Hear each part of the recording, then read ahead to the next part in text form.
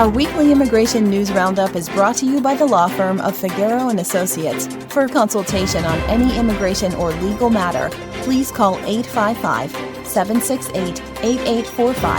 That's 855-768-8845. For full stories and more immigration news, visit www.theimmigrantsjournal.com. That's www.theimmigrantsjournal.com.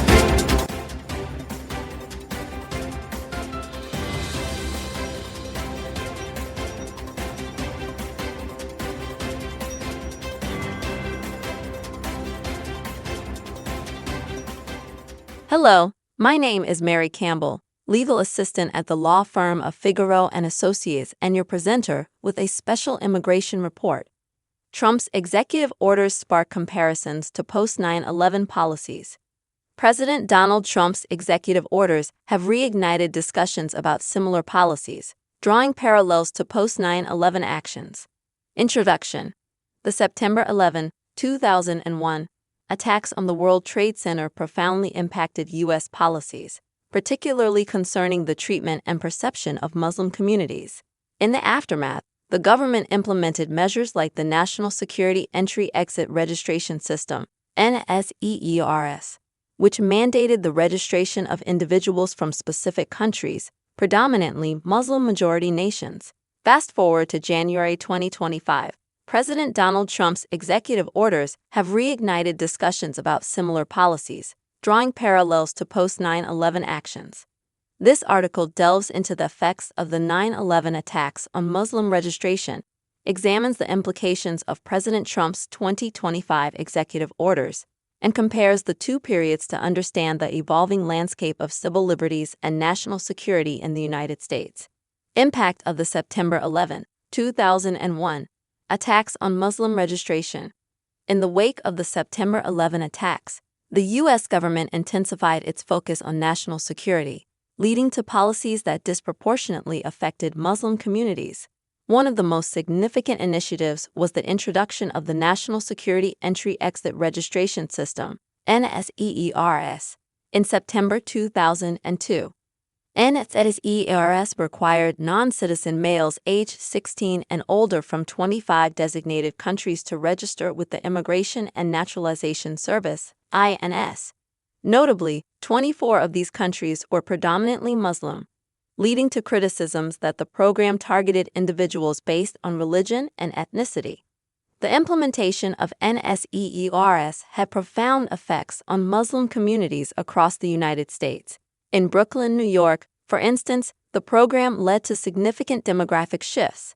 Fear of deportation prompted many families to leave the area, resulting in noticeable declines in school enrollments and the closure of several businesses.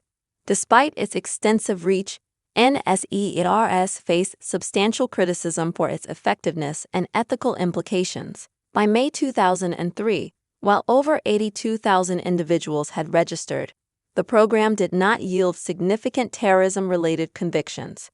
Critics argued that it eroded trust between Muslim communities and law enforcement agencies, fostering feelings of alienation and second-class citizenship among Muslims in America. President Trump's 2025 executive orders on registration. In January 2025, President Donald Trump signed a series of executive orders that have drawn comparisons to post-9/11 policies. Among these, the reinstatement of a travel ban targeting predominantly Muslim countries has been particularly contentious. Civil rights groups have expressed concerns that these measures could lead to a resurgence of discriminatory practices reminiscent of the NSEERS program. The executive orders aim to enhance national security by imposing stricter vetting processes and travel restrictions. However, opponents argue that such policies unjustly target specific religious and ethnic groups, potentially leading to increased instances of profiling and discrimination. Comparative analysis. While both the post-9/11 policies and President Trump's 2025 executive orders were implemented under the premise of national security, their approaches and societal impacts exhibit notable differences and similarities. Scope and implementation. NSEERS was a registration system requiring individuals from specific countries to provide detailed personal information to authorities.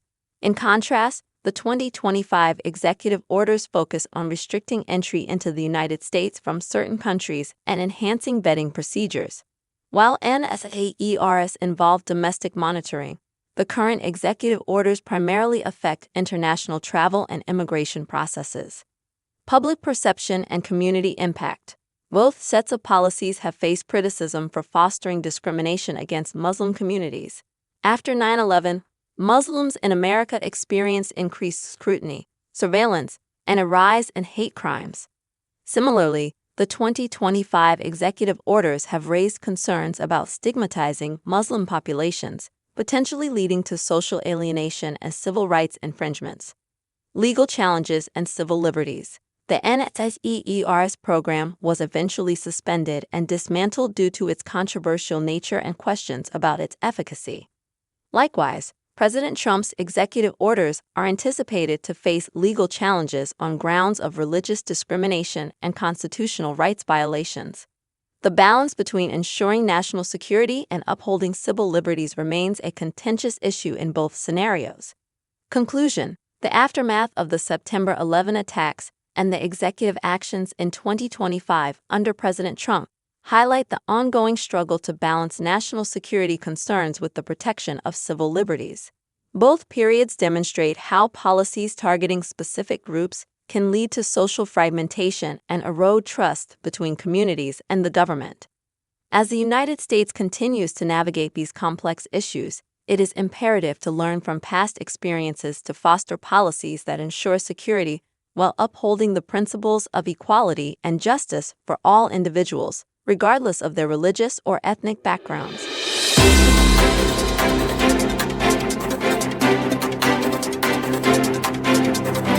Our weekly immigration news roundup is brought to you by the law firm of Figueroa & Associates. For consultation on any immigration or legal matter, please call 855-768-8845. That's 855-768-8845. For full stories and more immigration news, visit www.theimmigrantsjournal.com. That's www.theimmigrantsjournal.com.